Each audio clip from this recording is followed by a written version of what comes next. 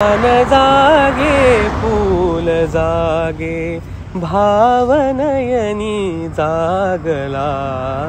चंद्र आहे साक्षीला, चंद्र आहे साक्षीला। नमस्कार मंडळी, मी प्रथमेश लगाटे। नमस्कार, मी Mugdha Vaishampayan. Rotary Club of Dombivli Saudamini आयोजित मुग्धा प्रथमेश सिग्नेचर कलेक्शन्स हा कार्यक्रम घेऊन आम्ही येतोय डोंबिवलीमध्ये। हा कार्यक्रम आम्ही सादर करतोय 31 जानेवारीला रात्री 8 वाजता सावित्रीबाई फुले रंगमंदिर डोंबिवली इथे।